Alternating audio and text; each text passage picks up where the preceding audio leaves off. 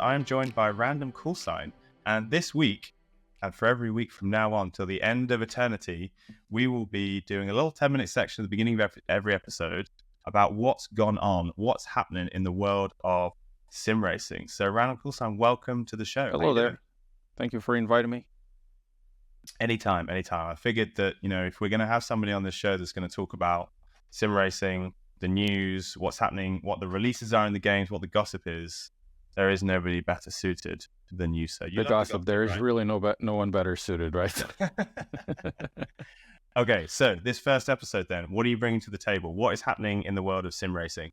Well, there's a few big stories, but the one for me that stands out the most, it's not one of the happiest ones. It's the layoffs at Codemasters. Codemasters releases every year the Formula One series. It's a very popular series that does incredible number of sales. And sim racing, or in racing in general, it's one of the most popular games that releases yearly. And this year they had a release with WRC. It had its issues, but in my opinion, a very solid racing or rally racer. Mm-hmm. Not a lot of people will like it, but it's a broad one, and it would be hopefully one that we would be releasing on a yearly basis in the same way they release the Formula One. Yeah, and it is kind of sad because Codemasters, obviously bought by EA, but Codemasters are iconic in the world of sim racing. I think F1 is one of those. It's like a gateway drug to sim racing. It was how I got into sim racing. The first few league races I did were all in F1, and it was through the F1 community on the Discord that I was part of when I was part of a league called Invictus Racing League.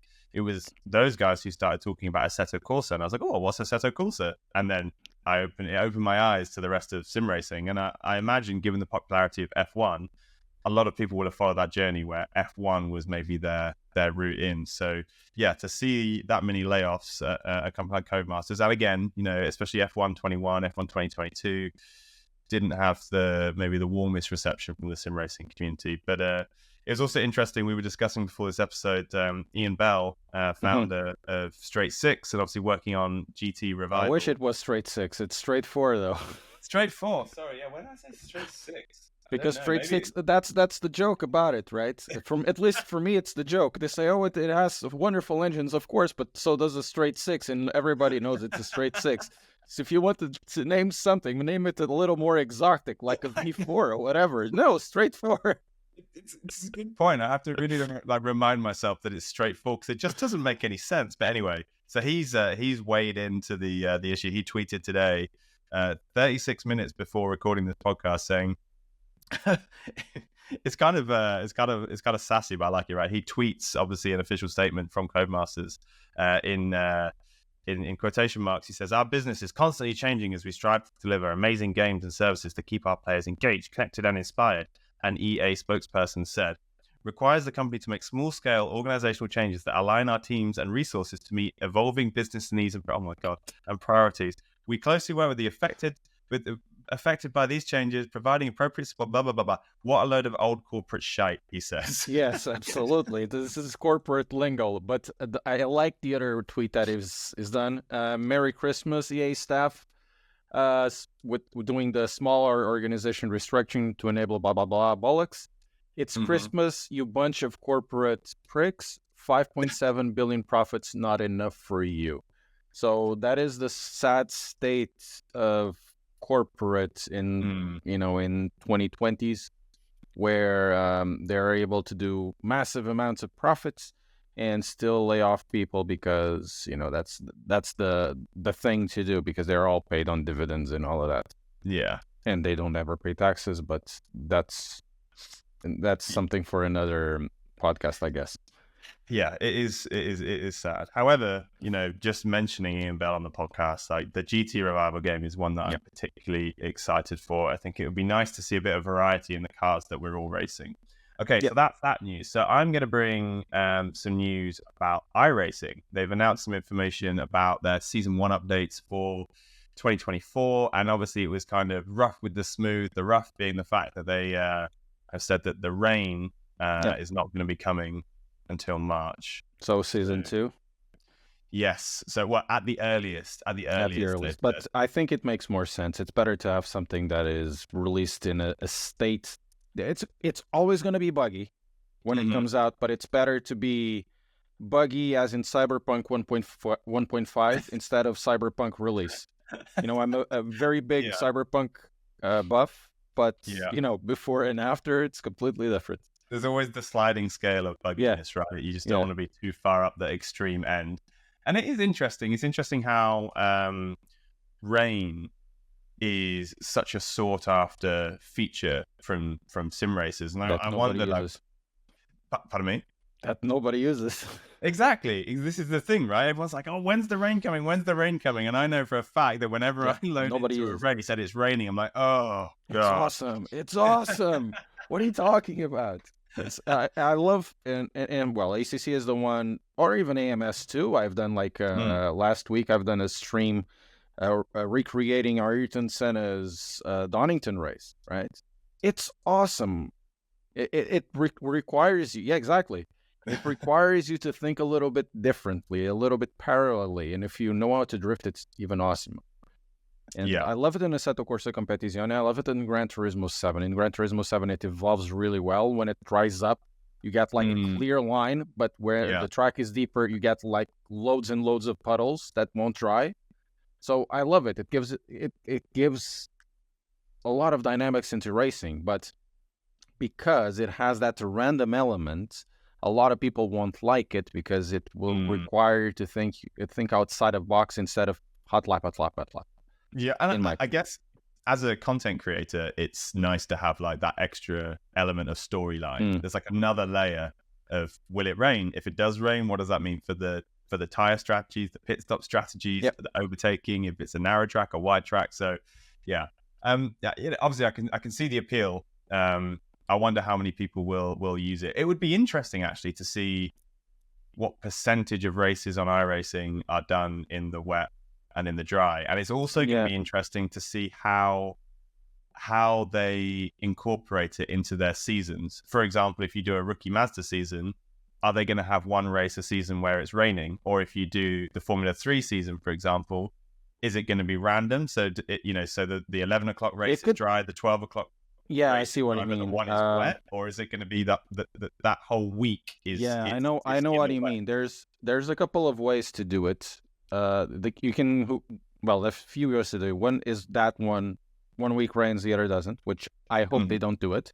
They can do it based on a randomness, certain level of randomness. Like, let's say there's 100 races each year on this track. How many of them are rain?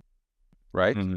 That would be, I think, a way forward that has some element of randomness. Let's say 1 in 10 or 2 in 10 will have rain. Or they can just use a real weather type of approach. So if it's raining on that track at that specific hour, that'd be very cool. It will be raining on that track for that race. You know, I like that. That's really cool, because then you can't really complain. You can't really be like, I always get rain. It's unfair. The algorithm doesn't work. Because I was also thinking, buddy, it's raining. It's raining there. What do you want? Well, so there's a couple of games that already do that. Automobilista 2 does it, or Project Cars. I think Project Cars also had that. And Assetto Corsa with mods. Yeah, exactly. And but I wonder if they if they then add an element of the iRating into it.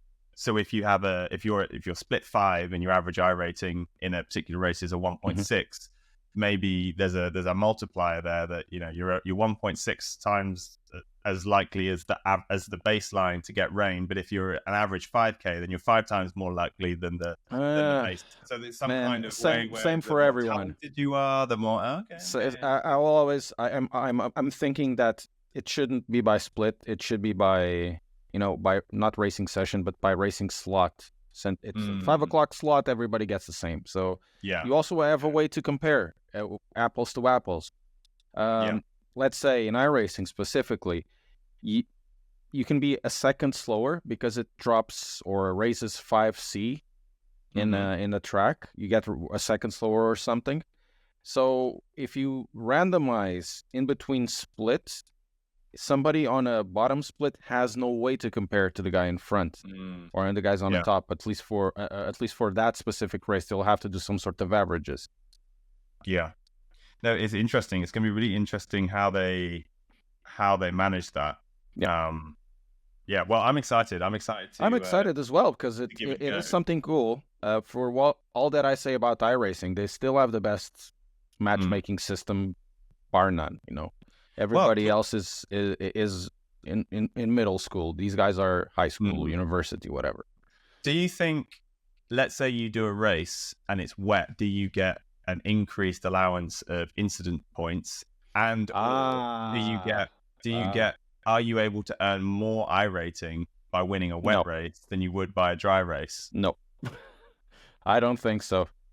Is it a new rating, perhaps a new weather rating? So I'm a 4.5. It could be that. In my opinion, there are many things wrong with the iRacing system, especially with track offs and all of that. I understand what they're trying to do, but it goes to a certain point that doesn't make any sense, especially with light contacts. You get 4Xs for nothing. Yeah. Or somebody goes out, there's a crash in front of you, and you need to go to the grass. You get 1X for exactly nothing. So, losing control, you get a 1X if they deem that you've lost control of the car. You might not even hit anything. It's a bit archaic.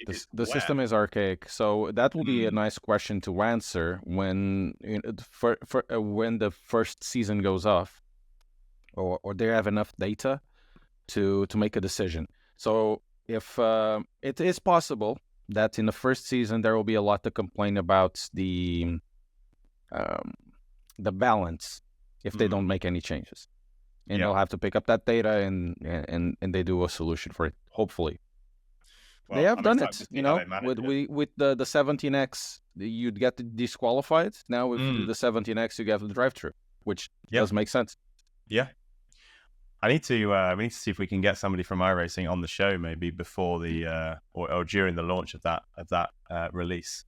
That'd be very cool. Okay, so next story then, which is maybe a little lateral thinking in the sim racing world, but GTA 6, the trailer has just come out. What did you think? I'm thinking I'm not going to be in the old people house before trying GTA 6. That's what I'm thinking. I'll be 40 when it comes out. Yeah. So yes, I've been playing Gran Turismo. I've been playing GTA since it came out in 1997 or whatever it was. I was 12 years old. I remember all of that and doing the Guarangas and stuff. Yeah. So I'm very happy.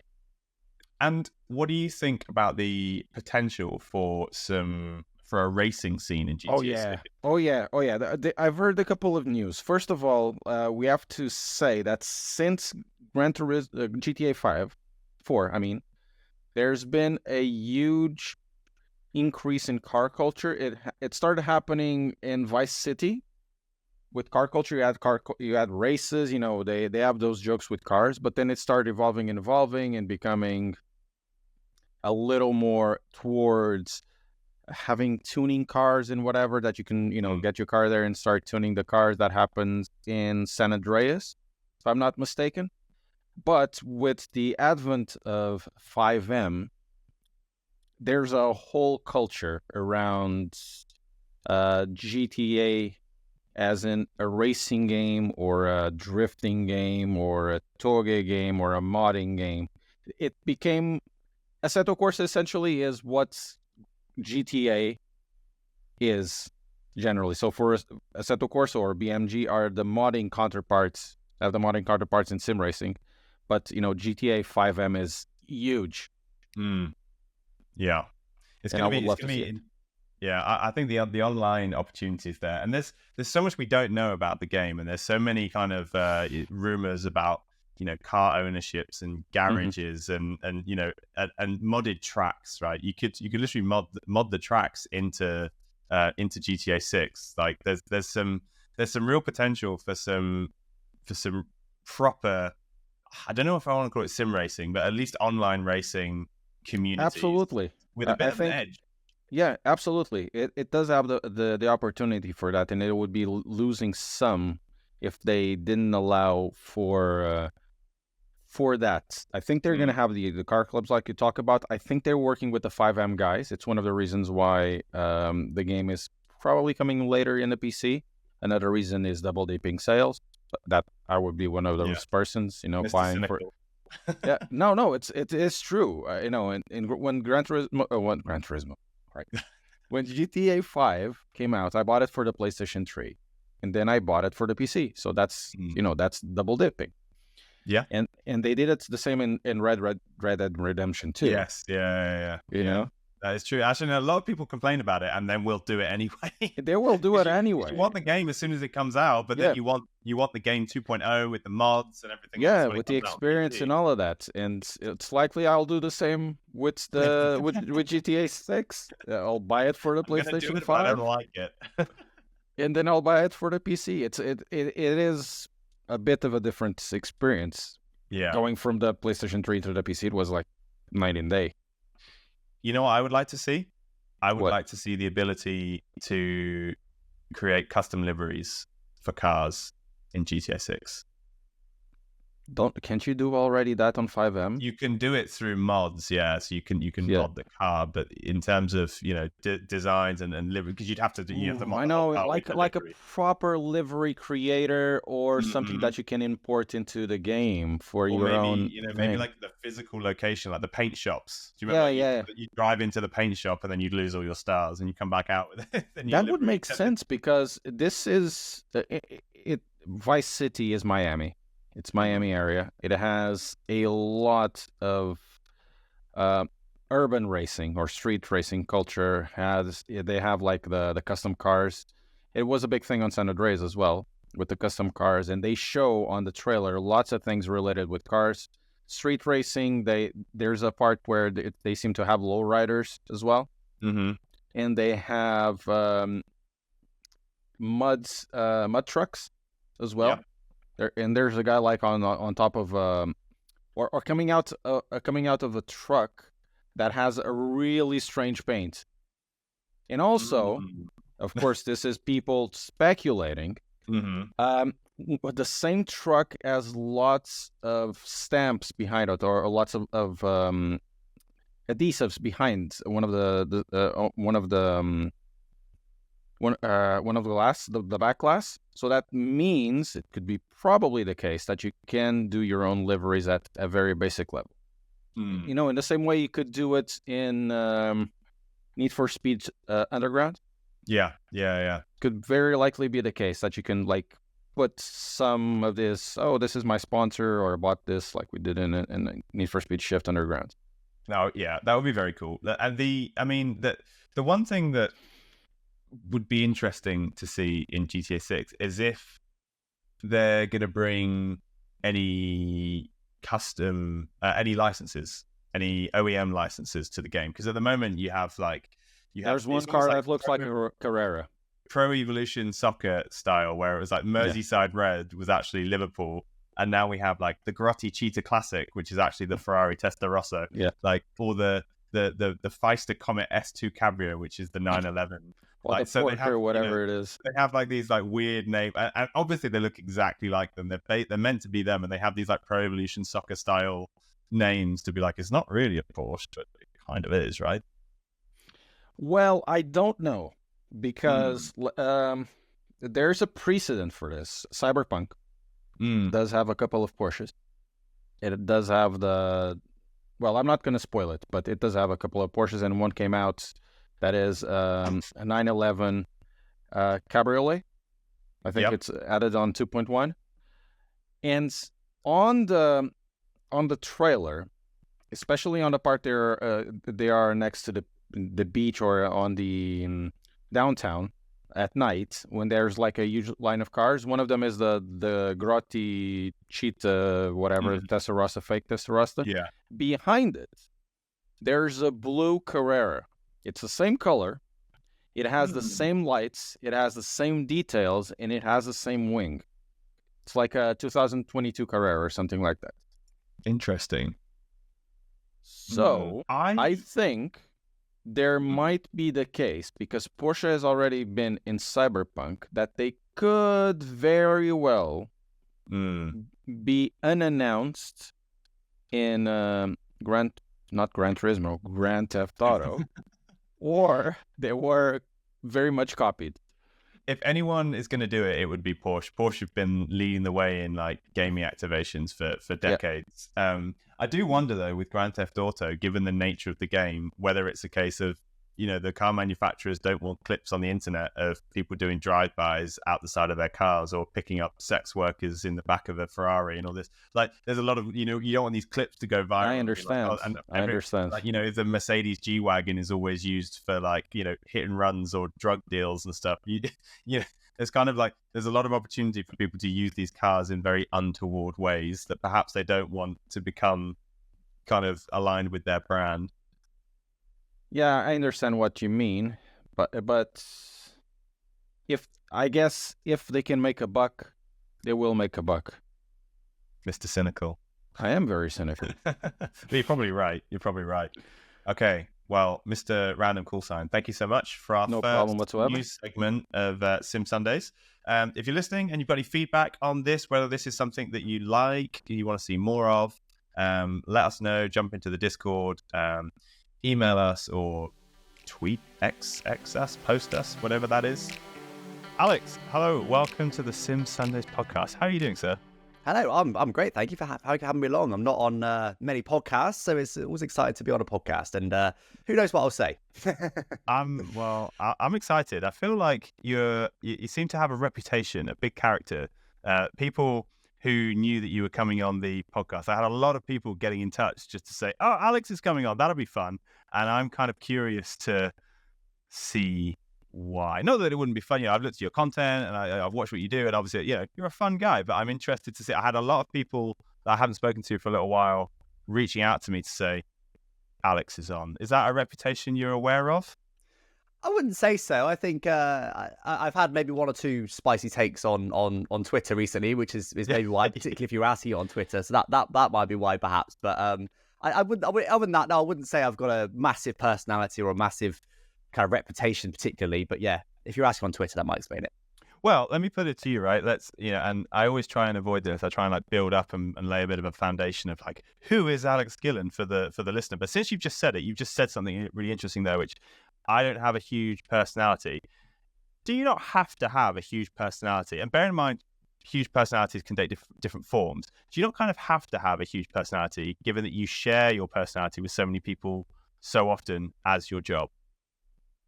I guess when I said that, I probably meant relative to my job, being a content creator, streamer, because yeah, you definitely have to have some sort of, you know, personality to be a streamer. If you just sit there in silence, no one's going to watch you. It's, you know, you got to crack the odd joke and have some fun and be able to interact nicely with viewers. So yeah, you got to have some personality, but there's much stronger personalities than me out there. You know, in particular, the biggest streamers outside of racing, the biggest streamers are often the people that shout the loudest. They're just the people that just go, and that's their reaction to everything.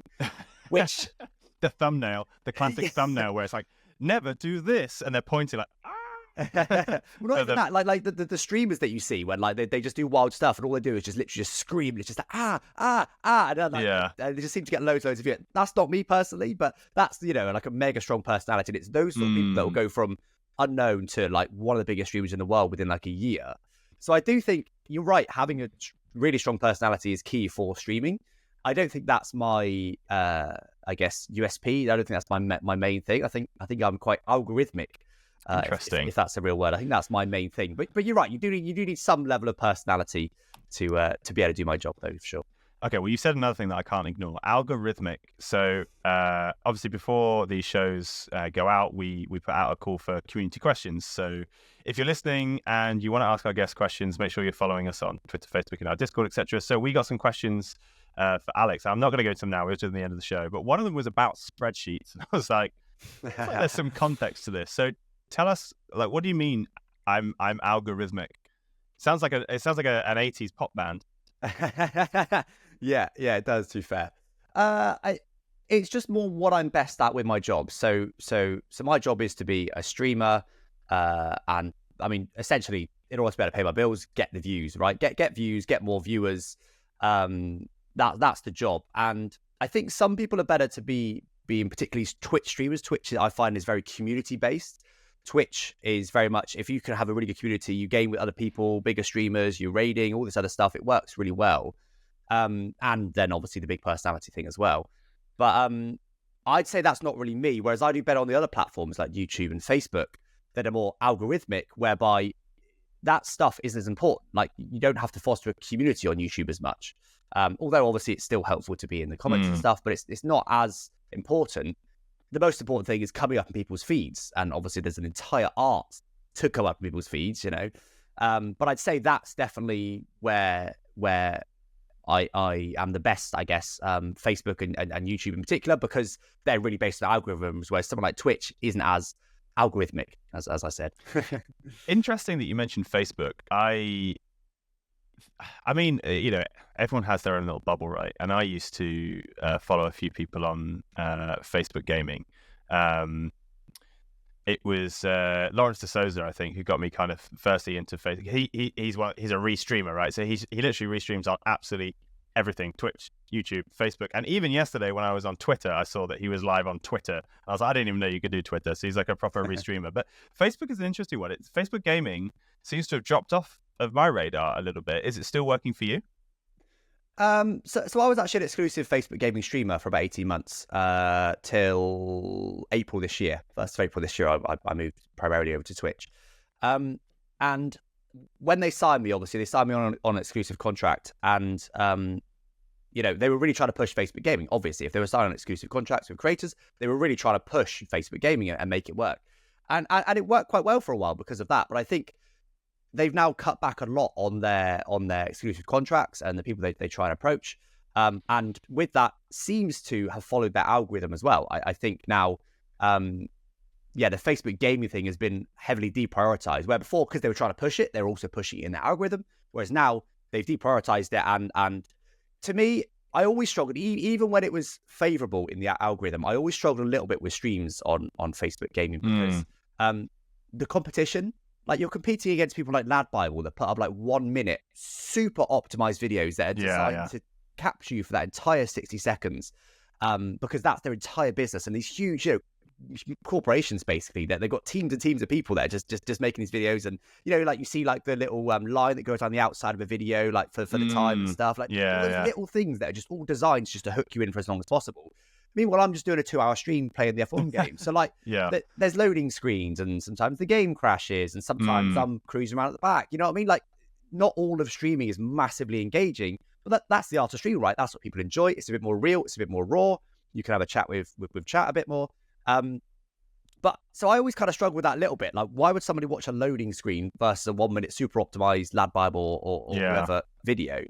But it went okay when it was, you know, they were trying to push it in their algorithm. But yeah, as I said, I think they've kind of deprioritized that now. And I think, I don't really know where they're going with it. You can still stream on Facebook. There is still lots of Facebook streamers. I haven't. I should probably give it another go, just because you can obviously multi-stream now. Twitch have allowed that recently. But I mean, primarily what I do with Facebook now is I upload a daily 3 to 5 minute video based on my streams. So again, I cater to the Facebook algorithm. I go, well, okay, what works for Facebook? I don't think streams do. I don't think the sort of longer YouTube highlights that I make do, 20, 30 minute videos. So I've sort of landed on this 3 to 5 minute format, which is actually largely uncut, which is really interesting. It's, if you do any cuts, it seems Facebook viewers drop off. Facebook viewers seem to really like the really long clips where it's just like 3 laps nonstop. I mean, you guys have probably seen things like, you know, like where you see an American video where someone's like getting arrested, and it's just like 6 minutes of just them just like talking back and forth to the police, like uncut. Like, that's something only really exists on Facebook. I have to admit, I've watched those. Instagram. Exactly, but it's only really on Facebook. It's interesting. It's where the Christopher Nolans of streamers and creators live. You know, like the the 1917, where it was like all one cut for like an hour. But great like, film, Facebook style. Yeah, literally. So I can't remember the original question, to be honest. No, me neither, and that's fine. That's totally fine. So I want to go back to the beginning, as I always do on this show. I want to find out, and I won't overplay this because I overplay on every single episode as if people haven't heard me say this rant before. But how the hell do you get to this position where you're sim racing all day, every day as your living? Like, take us back to the first touch point. I said touch point, sorry, with sim racing. Like, when was your first experience of sim racing? Yeah, I mean, I guess you said a keyword there, sim race. How do we define sim racing? If you're just talking about playing a racing game. Yeah, okay. Like Talkatoo, was it sim racing? No, it wasn't. So racing in general.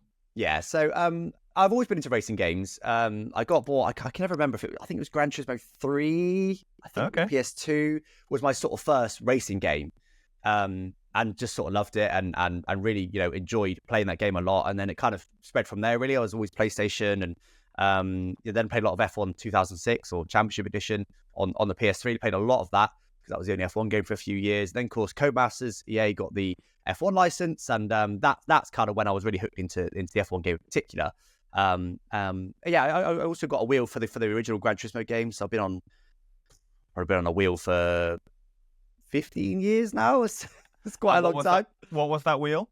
Can you remember? It was a Logitech Driving Force GT. I absolutely can't remember because I had it for about 8 years. I think I actually had about 2 or 3 different versions of it because various things died, power supply died, that sort of thing. Did you mod it? I don't think I did. I think I was just the raw pedals, like with no force on the brake and stuff. It's just what I was used to. Started on the sofa with it on your knees, right? I think I had a bed with it's like a frame bed and I had like a foot to the bottom of the bed in my bedroom when I lived at my mum's house. So I think I had it attached to like the foot of my bed, and then the gaps in the frame were just wide enough for me to slot my legs through. So I set the wheel up and slot my legs through it and have that. So it was I guess that was my first rig, I suppose. Prehistoric rigs. Yeah. So historians in 1,000 years' time will look back to this and be like the first evidence of human using sim rig. Yeah. So that was kind of how I started out, just playing it myself. But in terms of kind of getting into it as a job, I mean, there's definitely some luck in there. And really, it's just a grind. Like you start out and no one watches. You start out and you're spending a lot of effort on videos and streams, and no one's watching. Really a couple of people, and you start to go, what's the point? Like, well, how can I ever do this sort of thing? And I think I was fortunate to initially start my channel at a time where YouTube was still. It wasn't as saturated as it is now. I mean, it was still obviously a very big platform. It was back in 2012 when I first started my YouTube channel, which was the first thing I did. And for me, the reason I started it was because I basically saw, I was looking for footage of the latest F1 game, and I was basically just seeing a load of journalists play it who weren't very good, and I got really frustrated. like you don't have to be what would now be esports level at the game. Esports barely existed back then, but you don't have to be like esports level, but just like be able to drive a racing line. Don't just get off track every corner. Yeah, not smash into the AI. And I can't see what this game's like because you're so bad at the game. It was just really frustrating. So I was like, I wasn't trying to be a journalist. There wasn't any long-term goal. It was like, well, look, if it doesn't exist, why don't I make it? And I did. And I just started making it and just started uploading content. And for me, the initial, what I felt like was my initial selling point was just quality. I was like, right, not everything was even HD back in then. There's still channels around these days that are called, then the username HD because that was obviously the thing back in the day. So not things HD. So I was like, right, everything's got to be 1080. Everything's got to be 1080, and most things weren't. I think most things weren't even 720 back then. But I was like, it's got to be that. That's the key thing. Quality will make me stand out. And it did. It went really well. Within a year, I got to 10,000 subs, which I was absolutely buzzing with. Incredible. Bear in mind, like I said, I didn't start this venture with going, I want to get subscribers, I want to get to a certain goal. I was just like, let's just start uploading. And one thing led to another, and 10K subs. And I guess the ball just kept rolling from there, I suppose. Well, I did have a number of years off in the middle where I sort of didn't want to play the game anymore. But yeah, I think having that base, having that viewer base, and people know me from back in the day, I suppose, that definitely helped me get to where I am now much faster. Whereas if I start from scratch, what was it, 3 years ago, just 3.5 years ago, where I first sort of called this my main thing. If I start from scratch there, it would have been a much slower grind. So yeah. It's interesting. You used a word there, which I don't think I've ever heard a streamer use when describing perhaps the initial vision or inspiration behind going down this path. You said journalistic. Was that something that was kind of you were conscious of when you started, that there's almost a role here for sim racing or perhaps specifically F1 game journalism as a profession? It just feels like a different way of framing it that I've not heard before. I wouldn't say I ever wanted to be a journalist or go down a journalism route, but I think journalism even now is often on my mind because I think modern journalism, isn't traditional. Traditional journalism is almost investigative and digging deep and getting the story. Modern journalism is clickbait, really, isn't it? It's my job. It's how to get as many clicks as you can. So journalism is still something I'm wary of today in trying to genuinely add value to what I'm doing. If I'm trying to present some news or some information, or if I'm doing some tests, I'm always wary to make sure they're fair tests and it's being almost a bit journalistic. And also even wary of like my role within the community, I guess, whereby sometimes I might hear certain rumors, and then it's like a real hard balance of like, well, a journalist would publish these, but I've got a relationship with EA, and although they would want to publish it, there's a real conflict there. And I've sort of gone off a tangent a little bit. That wasn't quite your original question, but I'm aware of journalism these days. Back in the day when I started my channel, I wasn't, other than, as I said, watching journalists play the game, because of course it was only ever, writers that got invited to these sort of things. Content creation wasn't even thought about back then. It was all traditional media. So, but back then, no, I didn't want to be a journalist. I have kind of toyed with it. I was a big fan of GT Planet back in the day. That was a huge one for me, obviously being into Gran Turismo, and I really loved their site, and it was because it was dedicated to Gran Turismo. This is great. I think I did actually briefly set up an F1 version of GT Planet, almost like an F1 news site just on the F1 game, based on GT Planet, going, this is great, it's just on one game, that doesn't exist for the F1 game, why not make it? And because I did used to do web development stuff, so I built that myself, and then just sort of, obviously it's a lot of work to host your website and be a journalist, and never end up getting too far with it. But never really wanted to be a journalist, but have dabbled would be the short answer to your question. Okay, interesting. Now, I want to kind of get into present day Alex Gillen and all the opportunities you're getting, and I feel like there's some stories in here to uncover, because you scroll through some of the stuff that you put out on, I don't know, YouTube or Twitter or Instagram, and there's pictures of you with Lewis Hamilton, your shoeies. There's a thumbnail of you just trimming your beard. You're wearing red with TMR for some reason. Like it feels like again, you say you haven't got a big character. You look through all the stuff that you put out, and there is an element of zaniness to it, but the opposite of zany, web development. Let's talk about that first, right? So, wow, what a segue that is from zaniest. Anyway, web development. Let's talk about that. All the viewers just turned off. Cleverly mapped that segue.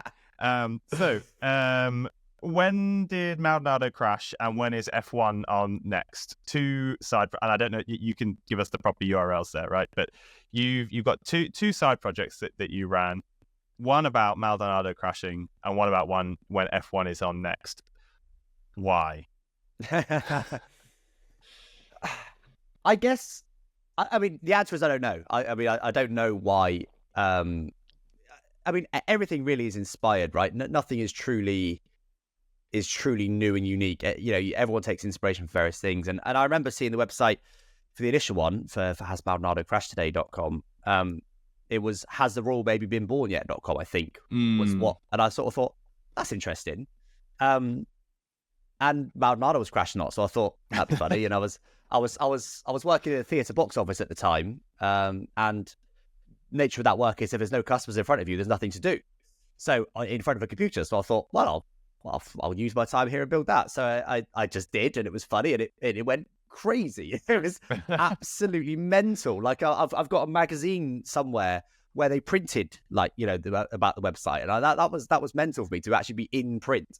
And it's mentioned by the BBC, and it was mentioned live on Sky Sports during a practice session. It just went absolutely nuts, and I built it to be light on purpose. Not ever imagined it would go crazy, but I just sort of thought there's no point, if it does do all right, there's no point using up a load of data on pointless. So I purposely built it to be really light, and just be a single file website. But even then pretty much went down at the peak times, because it just went crazy. But yeah, in terms of why are we doing this? Why do we do anything? It's for fun. We're interesting. We're here for fun, right? So It's different types of creation.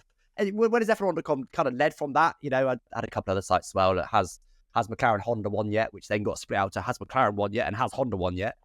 Obviously, those websites have since been taken down because the answer became yes, and then it's the joke's old, it's boring. But I guess one thing led to another really on those sort of things. But yeah, why is it an interesting one? Why not, I guess, would be my response to that.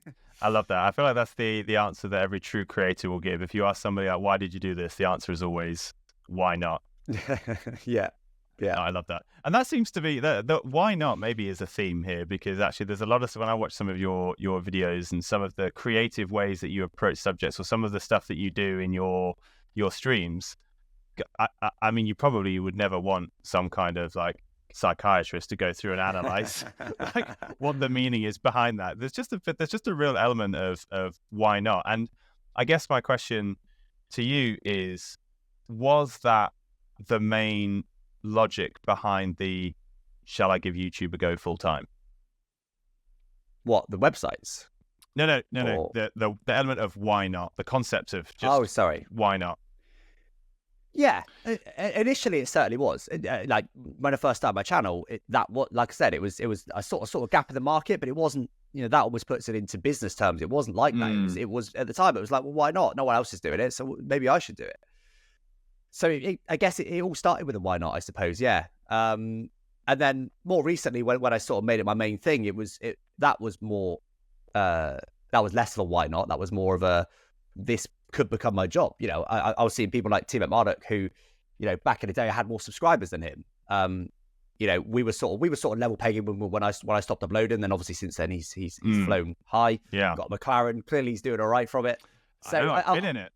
Have you? Oh, amazing! Yeah, great car. But so I was like, obviously people can make a lot of money from it. Not even just him. There's obviously lots of content creators that make a lot of money. So I was like, well, it clearly can be a job. I've got a base. I got 19,000 subscribers when I sort of started it as what I call my main thing. It certainly wasn't my main source of income at first. But I was quite fortunate. My previous role as a web developer was sort of scaling down. My hours were sort of reducing there. So I was able to sort of scale up YouTube at the same time, which was, just the perfect storm of conditions for me personally to be able to do that. Whereby, I did the web development to pay the bills, and I was doing YouTube as like, this is what I want to do. This is the thing that I'm interested in right now. And yeah, fortunate that kind of scaled up in time with my previous job scaling down. So very, very fortunate in terms of that. But the decision there was a lot more, let's give this a go, more than like, why not? It was like, this could be my job. This could be a fun thing to do. I enjoy the F1 game again now, and this, it could go well. And unfortunately, it's still a full-time job. I've never looked back yet. We'll see if things go wrong. Maybe this will be the peak of Alex Skinner right here, and maybe in a year or two time we got you back at the box office at the height. Yeah, it's interesting because there's kind of like 4 types of persona that become like streamers, YouTubers, in terms of the stages of life that they're at. Because you have people who do it at school when they've got loads of time, or university, right, when you have loads of spare time that you can do all this stuff and you just do your work in between. Then you have freelancers. Now, there's a lot of freelancers, especially creative freelancers or developers, who seem to get into sim racing, again, as you say, because you have that freedom to kind of cross the axes a little bit, where you're doing all your work and a little bit of YouTube, and then eventually you can tip the scales to all in on YouTube. Then you have a very small number. So I'm thinking back to all of the guests that we've had on the podcast. There's very few people who transition from full-time job to YouTube, and full-time corporate job, I mean, as opposed to like a freelance self-employed role. The only one that I can think of that springs to mind would be Rory Alexander. Eriez. He had a very corporate job and had to grind in the evenings and weekends, and then eventually had to take a huge gamble. He was a director at a company. He had to take a gamble to be like, okay, well, I'm going to put that life and that ladder and that pension and that mortgage stability aside to go and do what I love, which is obviously hugely admirable. And then the smallest camp, I guess, is like the retirees, like like Dave Cam. Sorry, but retired policeman, right? He's got all the freedom in the world to follow this. It's interesting. Called a retiree. Yeah, I know. As I said that, I don't know if he'd appreciate that if he's hearing it. But he is a retired person. I don't comment on his age. He's a youthful, energetic guy. I'll stop digging now. So yeah, it is interesting to see the overlap between the number of people who are freelancers who kind of transition into streaming and YouTube. And the good news about that trend is that as soon as you become a YouTuber, you are a freelancer. You are self-employed. How have you found that? Because I guess if you were a developer in the past, you had some experience of it, but how much of your, mental energy does it take to kind of keep the accounts running and your expenses and running the business that is you? I mean, I've been self-employed for a while. I was employed as well for a while, but like I've always had some side business, I guess. I mean, even when it was like the Hasbardnado crash today.com, like it's not a lot.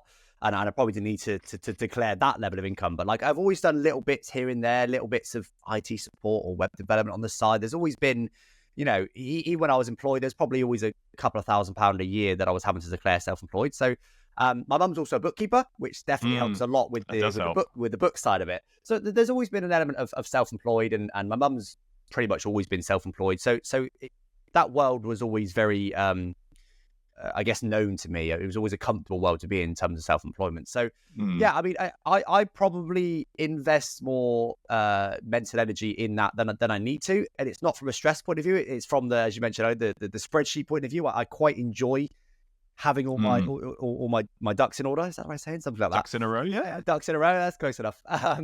So where, like, for example, I've built a big spreadsheet that's my sort of books.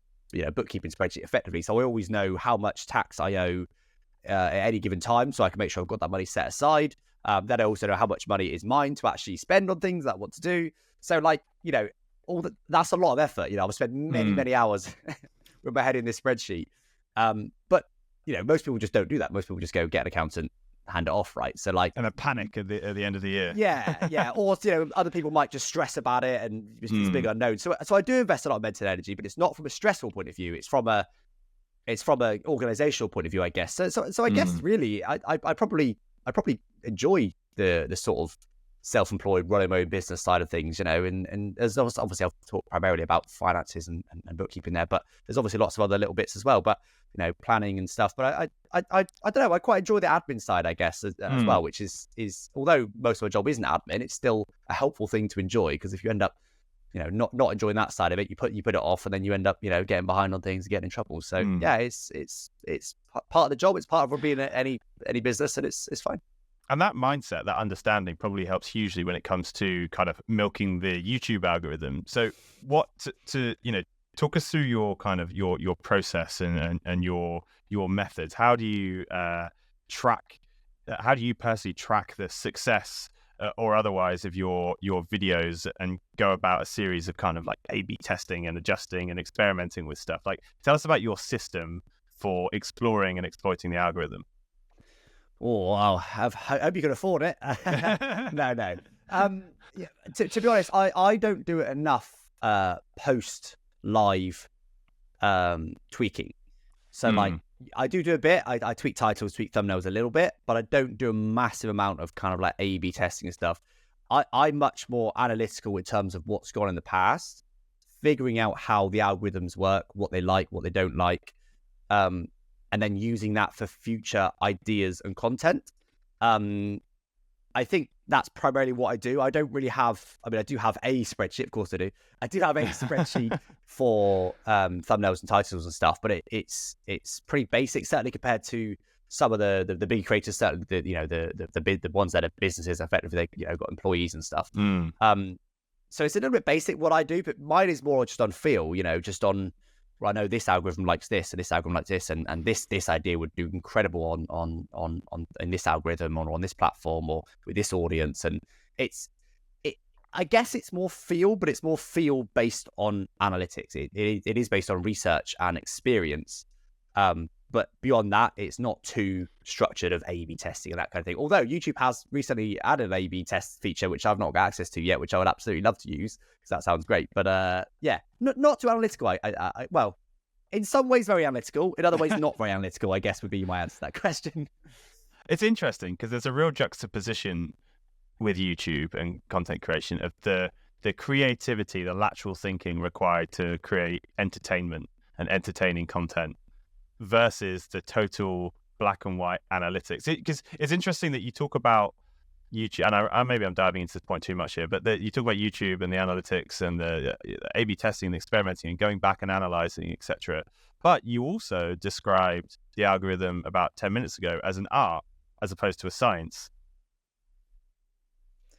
Yeah, and it's an interest, isn't it? I do often describe it as an art because it's not easy. Even people that feel like they understand the algorithm will still moan occasionally on Twitter saying that it hates them and it's, oh, it's not going to sub boxes and whatever. It's less of a thing these days. But yeah, it is an art because, I weirdly, despite my job, I wouldn't say I'm a very creative person. I never have been. But it's particularly blank canvas creativity that I'm very bad at. So if there's no base idea, if there's no base thumbnail, whatever it is, I'm just like, I don't know what to do. However, I can tweak things. I can evolve things very well, which is something that I've done quite a lot in the past. So I think that's primarily what I do. And that's why I'm more based on what's gone in the past. Let's figure out what worked. Why did that work? Why didn't that work? I thought that video was going to do really well, but it didn't do very well. That video was a video I threw together, and that got 100k views plus. So it's like, what? How does all this work? And it's that retrospective, I guess. And for me, because I'm not that analytical with future content, it feels more like an art. And it's just like, well, this works, so it's up to me to put the million billion variables together to come up with the right idea with the right people and the right products, the right thumbnail, title at the right time, in order to allow that algorithm to pick this video up. Because it's always weird. I'm always very open with my viewers and stuff, but it's no one really wants to hear about this. People just want to hear about, oh, it's, I have great fun. We went off and did this awesome thing. I got invited along to this awesome place, blah, blah, blah. You just want to hear about the cool stuff people do. But actually, for me, a big part of the job is this stuff. It is the analytics. It is figuring stuff out. And it's almost like a bit of a taboo subject sometimes, particularly if you're talking about earnings, of like optimization, of going, well, but, this platform earns me double what this platform does, so maybe I should prioritize this one. And, there's always an element of that because I've got to pay my bills at the end of the day. But then to a lesser a taboo extent, with views as well, is that people just go, well, just make a cool video, just make what you want to make, you know what I mean? And there is an element of that, and it's a really hard balance to strike between doing what I want to enjoy, what I find fun, and what's going to get picked up. Because at the end of the day, if I just churn out videos that get 2k views, this won't be my job for very much longer. That there has to be an element of prioritizing views, but you just then got to mix in what you want to do as well. It's an art. It is an art. The whole thing is an art. Well, yeah, it's interesting as well because you definitely have a variety of content, and your online persona, I think, more so than a lot, strays into motorsport and engineering. I noticed you did a video with Break, for example, talking about engineering, and I noticed that on Twitter or X, you're very you have a lot of hot takes with F1, right? You like to dive into F1, what's going on. Maybe less so the analytics that I've seen, but there's a really interesting link between people that like motorsport and people that like content creation, because there's motorsport, there's so much data behind it to watch, right? You watch the cars going around the track, but essentially most of the time real motorsport fans are going through a process of converting data into storylines with the help of the commentators. Like, some people listen to commentators and they won't just take it on face value. They're also looking at the deltas and the pit stop strategies and the tire strategies and fueling, etc., for all the other cars. And so when you're looking at it, you're kind of interpreting it in your own way, as well as critiquing perhaps what the commentator's saying, as well as watching what's going on the track. And it's interesting how the skill set and the mindset required there lends itself perfectly to the life of a YouTuber. Yeah, I never made those connections before, but I think you're absolutely right. It's interesting there that you mentioned about storylines based on data and things like that, because one of my mods often takes the mick out of me for constantly on about storylines. I was saying, oh, imagine if they made this change in F1, the story would be amazing. Or imagine if this happened, the story of that would have been amazing. And he's like, you always go on about storylines, but it's true. The storylines is everything, and that's also a huge part of content creation as well. Is those storylines. But yeah, you're right. You use data to figure out storylines, and that's motorsport as well as content creation. There is a massive crossover. I never really put two and two together, but I guess that's why there's although sim racing is relatively niche in the grand scheme of gaming, but it's still quite a popular one. And I guess that makes sense why now. Yeah, good point. Yeah, and it's certainly growing. And the storyline things came to mind because I'm an absolute nerd, and I'm one of those guys that writes LinkedIn articles, and I wrote one at the weekend, which I actually put out today, which was exactly about the job of a commentator is to essentially convert numbers to storylines for those who are casual viewers, because somebody like yourself is probably doing that for themselves whilst they're watching. And some people, you go on Twitter, they'll have like a multi-screen setup where they've got the main feed, they've got the different drivers, they've got the sector times, they've got everything, and they're not interested. The commentator can say what they like. This guy is making their own storylines, right? They're going through it and they're working out the ones that they want to follow. But essentially, the commentator's job is to tell the storylines and also be kind of be conscious of the fact that the viewers are watching a particular battle on the screen, and so you can only ever tell the storylines to the cars that are on the screen at the same time. So you need to know where they are in the grand scheme of the storylines based on the data, which you're constantly having to keep updated. Like, it's nuts. If you think of it as a skill, it's absolutely nuts. But it's kind of it's one of the things that I think sim racing really has going for it, is this multifaceted array of passions that you can pursue all within one thing, sim racing, right? And I go on about this all the time, right? You could be a passionate graphic designer. There is a role for you in sim racing. You could be a livery designer. You could be a passionate programmer, right? You can be a modder, great. You could be a passionate data analyst, and you can make telemetry overlays, or you could be a commentator, and so on and so on and so on. There's so many different ways into it. And what I find interesting on your channel is that you try to focus on more than one of these angles, despite one of the things that I've always heard YouTubers saying, which is YouTube likes consistency. You have to be targeting the same audience over and over again. But then perhaps that's where your argument comes back into play, which is, well, it's an art, not a science. Yeah, I mean, my main channel, I used to have one channel, right? That used to also be gameplay and everything else. And I created a separate gameplay channel about 18 months ago or so. And one of the reasons for that was what you just said. YouTube obviously does like consistency, and part of it was that I wanted to make these separate videos that weren't just me playing a game. I mean, the gameplay channel is primarily just me playing a game, right? Which is, one of my passions. It's what I enjoy. It's what I stream. It's my primary job, which is great. But then there's other videos I want to make, which are a lot more, I guess, curated, sometimes scripted, sometimes much more planned. There isn't just me playing a game, but that would get lost amongst the gameplay audience, because as you said, YouTube very much values consistency. So I purposely separated the channels with that in mind, but my main channel at the moment still hasn't really got an identity. I'm still sort of figuring it out. Almost at the moment is going a bit more towards tech reviews, which could be something that I do. It would be something I'd enjoy, but I wouldn't want to do no racing stuff on there. So then it's whether it's, I'm constantly reinventing myself. I don't mean that in terms of personality. I mean that in terms of priorities. I'm constantly changing what's my priority this week. Sometimes it'll be, I want to figure out TikTok. Sometimes it'll be, I just want to stream load. Sometimes it'll be, I want to construct the main channel. Sometimes it'll be, whatever else, million different things. And it just changes all the time. And a few months ago, I sort of moved from chasing revenue, and I realized that sounds weird coming from someone that everyone always assumes, full-time content creator, everyone always assumes you earn hundreds of thousands, right? Not the case. Certainly not my case anyway.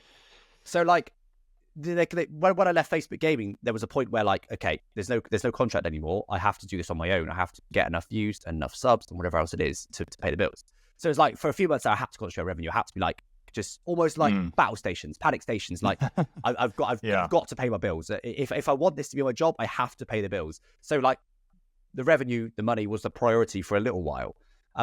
Not completely, obviously. I still want to enjoy my job, still want to make great content, but still, that was a big part of it. And then a few months ago, I sort of went, right, okay, well, that's gone well so far. I have been able to pay my bills. I've been doing okay. So why don't I reprioritize a little bit and just go for just figure out what my passions are and chase those instead? Because, the two things are very much aligned. I'm not doing things I dislike, very much racing, gaming, my passions, tech as well.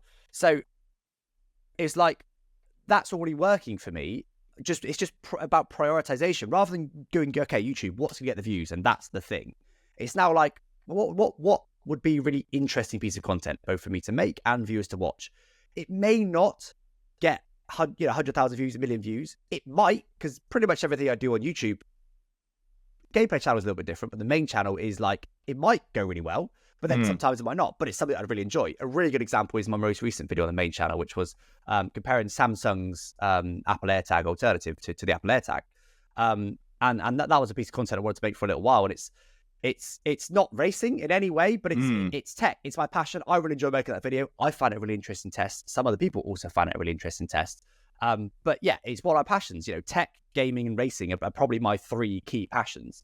So it's like, in an ideal world, my main channel would be based on those 3 passions, but it's not consistent enough for YouTube. If I upload a tech review and then I upload a game analysis and then I upload a piece of racing opinion or something like, there is an element of crossover for those audiences for sure, but they're not the same audience at all. I'd be much better off making almost 3 separate channels, which I'm not going to do, but that would almost be better off doing that.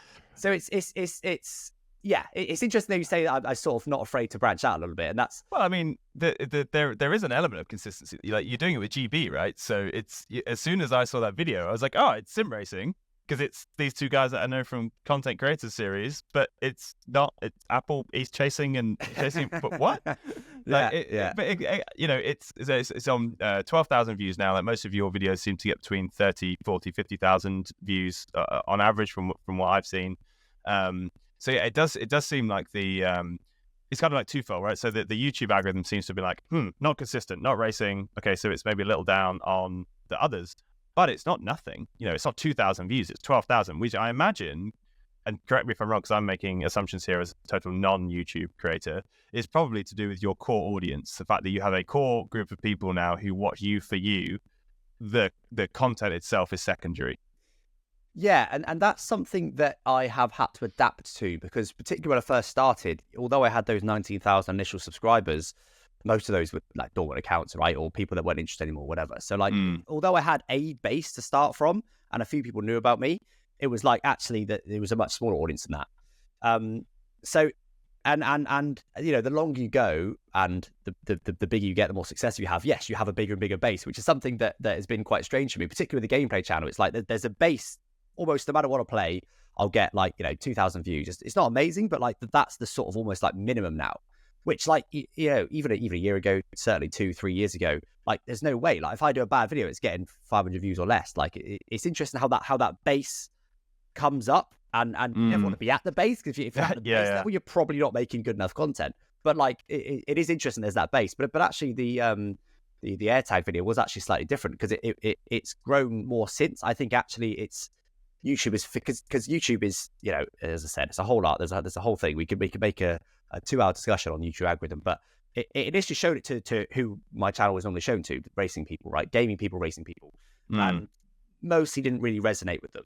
There's obviously a level of base, as you said, but like it got like, I don't know, like 2-3K views. And I was like, well, hopefully get a bit more than that, but whatever, I'll try and optimize it, tweak title, tweak thumbnail, but like it is what it is.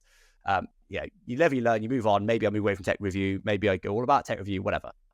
But then since then, it's actually, it's grown. I mean, I don't think it's about to blow up. I mean, I'll give you some actual sort of rough numbers. The click-through rate, which is normally one that I aim for the most. So this is literally a percentage of people that YouTube shows it to that click it, right? Initially, it was like 6%, which is not great for a channel on my side. The big channels, sometimes that's okay, but for me, that's not great. So I was like, yeah, okay, bit of a flop, because my existing view base wouldn't click it. Once YouTube stopped showing it to my existing view base and started experimenting, figuring out, and then obviously probably eventually realized, oh, this is a techie video, I'm going to start showing it to more tech review type people. The click-through rate went up to about 10%. So I made no changes, but the click-through rate, almost doubled. That's interesting. And that's just YouTube figuring out the audience. So, if I now continue to upload tech reviews, YouTube would learn, oh, that's his audience. But right now, for my main channel, YouTube's confused. It's going, right, who do I show this to? What is he? Because as the you say, sentient being of YouTube is furious at you right now. Exactly. I mean, unless you're huge, unless you're like, like KSI level, where like your base is like millions, to have proper success on YouTube, you need to be super consistent. And I am not consistent on the main channel because I'm basing more on passions right now, but I will become more consistent because, most of my videos, I have an editor these days, and he is largely reliant on me to pay his bills. So I don't want to, certainly don't want to have to use him less. And so there's a kind of a cost there with each video that I make. So, there's only so much loss that I can sustain with each video, obviously. So I've got to find a way that there's a compromise there, as always, between views and passion and what I want to make, I guess. But yeah, I'll figure it out eventually. But it is in a state of flux at the moment in particular. This is the thing, and maybe counter what you've just said there, like maybe you'll never figure it out, and maybe that's the point. Like, there's a real great phrase in the startup world, which is startups are just learning machines. Everything is a test, right? Everything is a test. And so you're constantly iterating based on market shifts, based on your analysis of, how a user is in our world, right? In our world, we can see how everyone is using the site. We can see the heat maps on which part of the sites are working, where the call to actions do work, where they don't work, what style of button works, what doesn't work. We have different layouts of the pages that we can test and adjust. I can literally sit and watch. Sometimes when I'm having lunch, I'll do this. I'll find somebody who's creating a championship on Grid Finder, and I'll click and I'll just watch them click through it. And if they get stuck anywhere, or if there's a bug, heaven forbid, then I can see it, and I can see how people are interacting with it, right? So we are always iterating, and we're always challenging our assumptions. And maybe that will always be the same as a content creator, because I guess if there's one thing about creativity that will kill creativity, it's becoming stale. You can't, if you're looking for the right formula that you then think you can just replicate, it's like, great, here's my format, I'll just put this out for the next 10 years and then return. Like, it's probably not going to happen, because there's a human element to all this, which is the total unknown, which is people's tastes change. So regardless of your content, your product, regardless of your use of the algorithm in terms of thumbnail and titles, and then regardless of your post live tweaks and YouTube's post live experimenting, there is a whole unknown in all of this, which is the human beings that are actually interacting with it. And trends change all the time, like daily pretty much now, thanks TikTok. So you can never keep up. And so perhaps the only true consistency is remaining truly creative. Yeah, and it's interesting. It's a word we haven't really mentioned today, but bar a brief mention earlier in a different context, is psychology. And psychology has actually always interested me. I've never done anything about that. I've never had any training or anything like that. But psychology interests me. I like seeing not how people react. I'm not testing people, but I just find it interesting. A lot of time, a little bit ruined these days with Twitter Premium, but a lot of time I used to spend on Twitter was scrolling through replies to see how people react, kind of thing. And that's something that interests me. And that is a huge thing for content creation, because as you say, it's, you talk about algorithms, but obviously ultimately it's people that watch your videos. And I think that's what some people, particularly people that moan about the algorithm, forget, is it's not, YouTube's not giving you free views. It's not, if YouTube isn't the thing that's giving you the views, it's not impressed with your video itself, and it goes, okay, have 50k views. It's not how it works. The humans have got to be interested in it, and it's an element that, as I said, sometimes sort of gets forgotten. And you are right, like there is no golden answer. I think everything changes, everything evolves, people get bored, trends evolve, that's absolutely the case. But I think for the main channel, I more meant just category, right? Now, rather than just the same thing over and over again, it's category. Like I said, it's tech review, gaming, or sort of real life motorsport. That's the three things that for me that I see that I could go into, and it's about finding whether there's a balance between them. I mean, what a lot of people tend to do is go, I'm an F1 channel, but I want to make this cool video on this cool new product. Well, okay, let's make it about racing, and that's what a lot of people do, and it works to a large extent, but sometimes it can hold back the content you're trying to make, because you've got to cater to your audience. And actually, maybe if that's something you want to do more consistently, like be a tech reviewer, you then maybe better make another channel. A lot of people didn't like that I made a separate gameplay channel when I did. And, a lot of people have got a lot of different channels, and there's a very good reason for that. It's just the way YouTube works. It's better for everything. I mean, Marquez Brownlee is probably the top of the tech review tree, and he makes pretty similar content. I mean, it's all the same category, right? It's all just tech reviews. He's made a separate channel now for car reviews, but it's all been tech reviews. He's been going for many years and has had incredible success. He makes amazing content, but I don't think anyone would say his content is samey or that needs reinventing. I'm sure he very slowly evolves with the times, but it's just been tech reviews, and that's what works, and it just keeps going and going. As long as you choose your category, if you keep going in it, I think it can do well. But you're right, there is no formula. There is no do this over and over again. million views video, job done. It's just not how it works, unfortunately. But despite all this, you are at what 90 something thousand subscribers now on YouTube. So you know that you're very close to the big 100,000 followers, right? Which I know they're all arbitrary numbers, but 100,000 it will feel good. And you got the YouTube plaque, and I'm like, okay, I've achieved something, and I feel like I'm ready for a story, right? So I want to talk achievements. I want to talk proudest moments. If you think back over your career over the last few years, you've managed to meet some incredible people, some one at least global star, and you get to experience a lot of things that a lot of your audience would love to experience themselves, love to be a part of. So of all the experiences you've had, tell us a bit about one that you're particularly proud of. Yeah, this is where you're asking me to have a memory, which I don't really have. My memory is so bad. I mean, obviously you mentioned the meeting with Hamilton thing. I mean that was amazing. I think weirdly for me, there's lots of pieces of content which I've been very proud of, but that for me it's probably more the gaming stuff, like the on-track achievements. You know, winning league race championships back in the day, back in sort of 2012, 2013. That was great. And much more recently, what led me to meet Lewis Hamilton was winning that competition. You know, I did get invited to the tournament via being a content creator, but beyond that, there was no favoritism. You know, the winner got to meet Lewis Hamilton. That was it.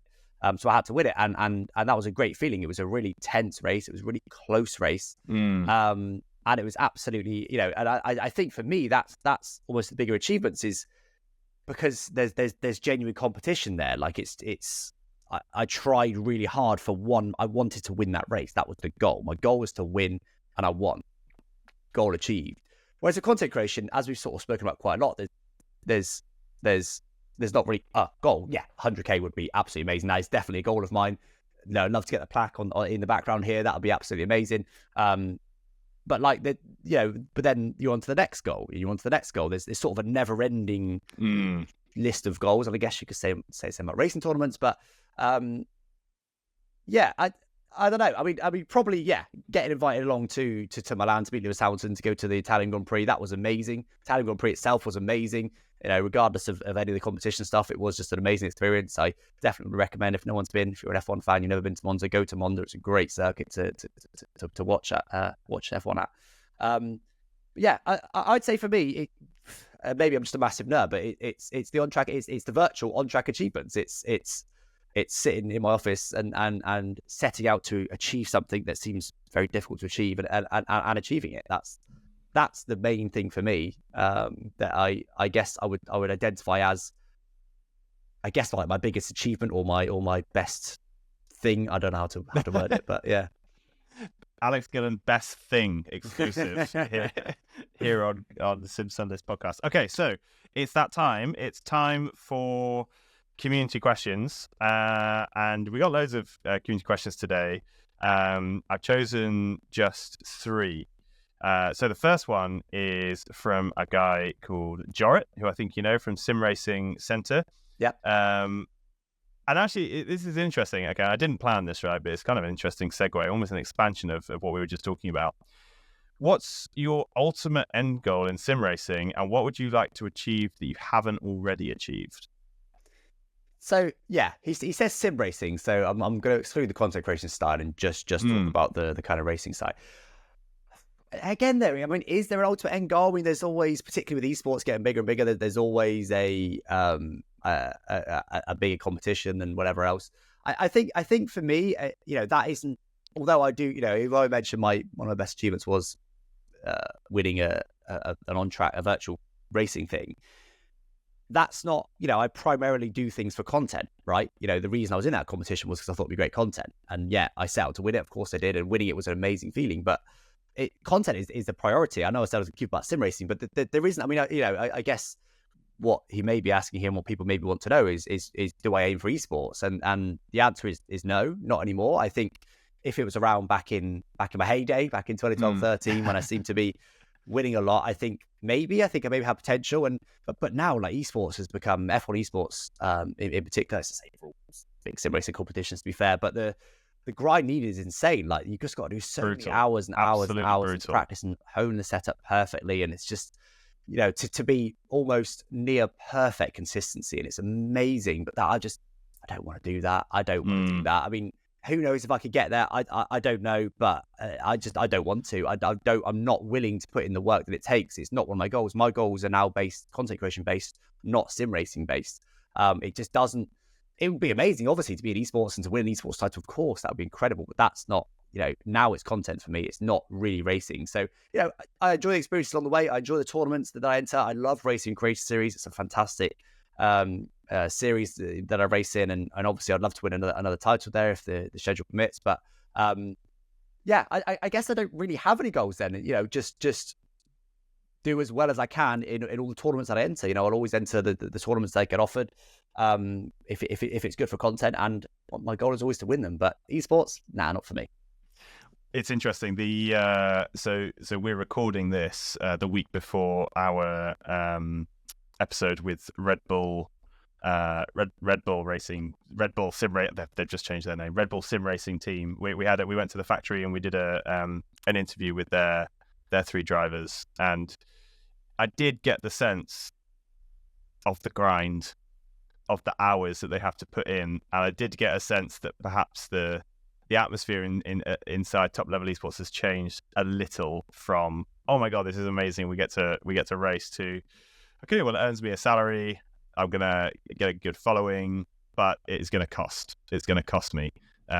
Seb Job, we had him on the podcast a couple of times now, once just himself and then once in the factory, and he was saying about the physical demand that being an F1 esports driver puts on you. And I thought, that's odd, there's no G-forces or anything. And then I was thinking, and then he was explaining, he's like, no, 8 hours a day fighting against force feedback in the same small movement in your shoulders, hunched over, and then just, left foot only braking for 8 hours a day every single day. Like, he's having to go to physio to basically get everything realigned and his shoulder sorted up. And it was really fascinating that the allure of esports, despite its popularity growing, seems to be dropping a little among those who have been exposed to it. So yeah, interesting. I think you've got to be a very particular type of person to be a successful esports driver, because you have to put in the hours, right? Like, I mean, natural talent gets you so far, but you're still not going to be anywhere near the front with just natural talent with a couple of 100 hours. You've got to put in a couple of 1,000 hours, really. And then you can maybe be someone in the front. So you've got to be that sort of person that can put in those 8 hours a day sat in your sim rig, and it just sounds really boring to me. The end result would be amazing, but it's just it's not for me. Not for me. No, I totally agree. I mean, I have a massive skill issue too but there we go. That, so Alpine ambassador, Alpine Esports ambassador and Twitch extraordinaire Tom Brower asks, why do you like spreadsheets so much? It's funny, I know you started it by bringing up spreadsheets right at the beginning, but spreadsheets have genuinely come up multiple times, and I think they would have done anyway. Of course they have. I'm just a massive nerd. I don't know what to tell you. I like having things organized, and I've always enjoyed coding, right? That's why I did a bit of web development. So I have always enjoyed a level of coding, and I don't want to get into big website projects anymore that take days and weeks to produce. But spreadsheets, I guess, are my way of doing a bit of coding in some way with the formulas and stuff, and doing, making them really quite advanced, and to bend them. I mean, most recent one I've done is I made a custom championship spreadsheet, which we use in 4-player career with Tom. I actually built that for a video. I built that for a video where I was doing the alternative Abu Dhabi season finale, where I deleted Red Bull from the whole season and then shuffled everyone up, including fastest laps. So it took a bit of research to get the data. Then it took the work to get the spreadsheet, because obviously you need to count back, you need to count for fastest laps, you've got the sprint race points. There's a lot to it. So I built it for that, really, and then made the video. I thought, great. And I thought, but actually, I know when I was building it, I knew it was a useful spreadsheet to have in general for future content, for 4-player career, as it turns out, or for whatever else. So I don't know. I just enjoy it. Weirdly, other than sometimes streaming, it's probably the only thing that I can be at my desk till 3, 4 a.m. Normally, I try and keep my sleeping pattern a bit more normal because I live with my girlfriend and I would like to actually see her sometimes. So, but spreadsheets, I can be sat at my desk till 3 a.m. knowing I'm tired, but just like, I want to do this. I'll make this. What if I did that? And it's just, I don't know what it is. I'm just a massive nerd. It keeps me engaged. Is what it is. Do you know what? It's interesting, right? It's interesting, and not to offer some kind of like psychoanalysis of you, but it's interesting that you can kind of go from like loving development and spreadsheets, which is it's fixed in certainty, right? It's almost like you can take potential unknowns and variabilities in terms of let's take your freelance, your income and taxes, and you don't want that uncertainty of how much it's going to cost you. So you build a spreadsheet, and now you know all the time what it's going to be. So you can use a spreadsheet to build certainty. With programming and web development, code equal X equals Y, right? This will do that, and there is no variable in between, right? So you have a certainty of, right, if I want to achieve that, then I can make it happen every single time the same way, right? So there's a certainty that you're almost like chasing. And then with YouTube, there is a certainty there, but it's just so incredibly complex and has so many variables that it's almost impossible to ever fully conquer it. So it's almost like YouTube is like the ultimate goal in terms of achieving certainty. Can I crack this spreadsheet? Yeah, and I think that's not just YouTube. You're right, there is a definite connection there. But I think it also works, when I do game analysis and stuff, I'm trying to go, okay, what have they changed under the skin? How does this work? And it's just the way my brain works. I think there's probably a bit of undiagnosed ADHD there as well, which I think definitely lends itself to this sort of thing. But when I'm playing games, I'm always, but what would happen if, I'm almost QA testing up. What would happen if I did this weird thing? What would happen if this happened, etc. Wanting to know how things work and kind of tinkering. And you're right, it applies to YouTube, it applies to spreadsheets, it applies to web development.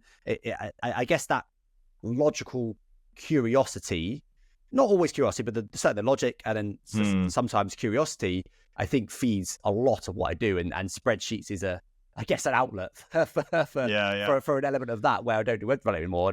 And I guess almost an inlet is the algorithms just going, okay, someone else has made this really complicated thing, and it's my job to figure out how it works so I can get the most out of it. And it's all very connected, isn't it? Spreadsheets, algorithms, racing, gaming, even game development. It's all very, very connected. Yeah. Data driven, right? Final question, and this is from fellow sim racing podcast and friends, Sim Racing HQ.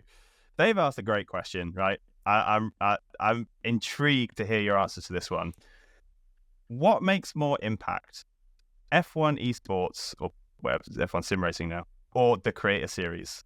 Now, it's a broadish question because he's just said impact. Yeah. But I think we can assume that means impact on the sim racing scene, league racing scene, sim racing in general. If you mean, as you said, impact is so broad, isn't it? I think it's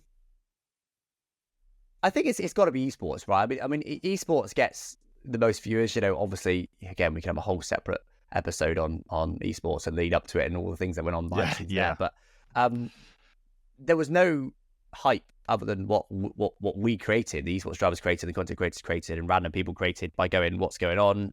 This is the rumors. We've heard this. We think it's happening now. But other than that, there was no hype created at all. There was nothing official at all in the lead up to it, and yet still the first one got like 20k plus live viewers. So like there's a clear massive hype there, despite their almost complete lack of interest in promoting it. So I think the only answer can be esports. I think Creator Series has got big potential still. I think I actually almost tried to start a version of Creator Series a few years ago. I had a regular Thursday race with content creators. The first episode did amazing. We had people, Team at Marduk, we had Arav, we had Team VVV, we had, just all kinds of sort of random racing based content creators, mostly from back in my heyday. And yeah, it just eventually, people just get bored and kind of fall off. But that was almost the idea, a regular weekly series that us content creators could enjoy. And then Dirk has obviously done an amazing thing in creating a Creator Series. And again, that comes back to that being so community focused. Dirk is a big community guy, which is why he does well on Twitch, and it's why he's able to create Creator Series. I'm not community focused enough to be able to do that sort of thing. So Creator Series, I think, has got huge potential. I think, EA showed it last year with F1 22. They hosted an in-person event. They had 10 FIFA creators and 10 F1 creators. I was one of the F1 people, and that was mega. Really good event. It was a full-on, it was like an esports level. It was a full-on studio. We were up on stage. It was rigs. It wasn't an audience, but other than that, it was was a full-on thing. So there's great potential for that sort of thing there. Unfortunately, they didn't follow up on that. But then Creator Series is almost sort of born out the ashes of that. Not quite, but almost. And now EA sponsor Creator Series. So I think right now esports has definitely got the biggest impact in general. I don't think there's any real way to say anything else other than the fact that it's only once a year. In June this year, well, esports had no impact because other than the drivers doing their own thing, there was the actual esports. If we're talking about the actual esports championship, F1 Sim Racing World Championship is now called. That had no impact right then, right? Because it wasn't on. So, but in general, I think it's got to be esports. But I think Creator Series has got potential if it keeps going the way it is. If EA pick it up more, and it just keeps evolving and moving, I think Creator Series, because it would be year round and because it would be more focused on content creators than the fastest drivers. Because although you've got people like Jan Watme is huge content creator as well as one of the fast esports drivers, massive crossover there. Take him out, and yet the other guys do some content, but like none of them are big content creators. Whereas then Creator Series could have big content creators, people potentially in the future, people that get thousands of views, So I think Creator Series has got more potential to have more impact, but right now has to be esports. Sorry, that was really long, and I felt like I repeated myself a bit, but hopefully it was interesting anyway. Because to be honest with you, I've always thought it was. I would have, if that was my question, I would have said the Content Creator Series. But actually, I think you've swayed me. Actually, you're right. Esports at the moment is making a bigger impact, but I think the Content Creator Series has more potential because I think more people will care about it because the esports drivers, unless they somehow manage to fix the issue of accessibility and personality, and not they don't have it, but we just don't see it, right? It's just difficult to care too much about these. There's a real hardcore of league racers that may have raced with them or watched them on PSGL or WOR who kind of know them a little bit. But with your content creator, your whole job, less so for you, more so for Dirk, you're community driven. You have a community of people who care where you come, and that will grow with something like Content Creator Series, and you get cross-pollination between the different fans. I think there would be, to reverse that question, I think there would be a bigger impact if it was withdrawn. I think to use a different word than impact, I would say, for me, the Content Creator Series is perhaps more important to the success of sim racing long term, because I think the personality-driven communities as a concept for a team, i.e., your team, Dirk's, the team is the people in the background watching and supporting. I think that is going to be far more impactful in the future. But probably debate this for hours. Yeah, I'll be brief because I know it's been a while. I think we've gone longer than we intended, but it is interesting because how do you evolve them? If you evolve Creator Series, you go, okay, we've got some sponsors in now. It's been promoted by EA. We're going to do some advertising. We've got some prize money now. You choose prize money, you get faster people. So eventually it almost becomes esports anyway, bigger the prize fund. And then I found an interesting point there you mentioned about esports, that, there is personalities, you don't see them. There is personalities, but there is much stronger personalities in Creator Series because you've got to have a strong personality to be a creator. 100%. You don't need a strong personality at all. So in fact, really, because you're working for the teams, the less personality you've got, the better, because the teams don't like people that go out and say wild stuff. They like media machines. That's what they like. They're media trained. There's been multiple occasions, I won't name anything, but there's been multiple occasions where people have either tweeted things or wanted to tweet things and been told no or been told to sit down. Very recently. So there's lots of stuff there that kind of goes on. And actually, you mentioned it as well. Esports drivers, where before they were almost excited to be there, now they're like, well, it's just my job. You're always killing the personality. 8 hours a day doing the same thing in the rig. As I said, it's not what I want to do. And would someone get bored of that? Would they become boring for that? Maybe. I don't know. So right now they are quite different. But I think one is I would argue that one is sport and the other is entertainment. You watch esports for the sport of it. The problem being is that you could watch motorsports as an alternative. The Content Creator Series is entertainment because it's personality led. And the personalities, it doesn't matter the motorsport exists because they're personalities you're watching. You're not watching it because it's racing. You're watching it because you like the personalities. So it's the difference between entertainment and sports, and sim racing will always be competing against motorsport, whereas the Content Creator Series as an entertainment vehicle isn't really competing against anyone. It's just an entertainment. It's a show with these personalities like any other show. It's an excellent point, and I think you're absolutely right. I think again though, there's almost like a line there between, because again, if you expand up Creator Series, you give it a big budget. They go, okay, well let's pay someone who's a huge streamer to be in the series. Let's pay them just, whether that's prize money or whether that's we'll just pay you X amount per episode, because then you're chasing exactly what you said. You're chasing personalities, you're chasing views, you're chasing exposure, chasing impact. But then again, you kind of put in money into it in a sort of weird way, and then does that then move it even further away from being sports? It becomes, EA did one recently in Vegas which had Charlotte Clerk racing, which was amazing, but the racing on show was not the best, should we say? Because then Charlotte Clerk's obviously a racer, but he doesn't play much of the F1 game. But then obviously the other people you got, they end up crashing and hitting into each other, and it's just, everyone's off the track, and it's not. I didn't really watch it. I skimmed through it to make sure there was nothing that I needed to see, but I didn't watch it because that's just not for me. It's that doesn't interest me. But it got great numbers. So then does Creator Series become that, or does it, if it wants to expand, or does it go more to the sports way? I think it's really hard to keep Creator Series on its current lane, whereby you've got personality-led creators that are also competitive and sporting. There's a really hard one to stop it veering into being too personality-led and content creation, more like what EA did, or to the other way, which is more like esports. So it'll be interesting, I think, how it evolves Creator Series. As I said, they've got EA sponsoring them now, so there's some money there. Who knows how much, but give it lots more. Which way does it go? I don't know. I think right now though, esports definitely got the most impact. Future, it will depend what happens. Well, I'm looking forward to. We can discuss this again in a year's time. See what's happened. Alex, thank you so much for your time. Really, really appreciate you coming on the show, and I've really enjoyed our conversation. Yeah, thank you. Thanks so much, and guys. Good luck with the 100,000. Oh yes, maybe I'll get there eventually. I don't think it'll be this year, but I need to just pick a thing and stick to it. That's what I need to do. Just change my mind every 5 minutes, but it's what I enjoy. Cheers, guys.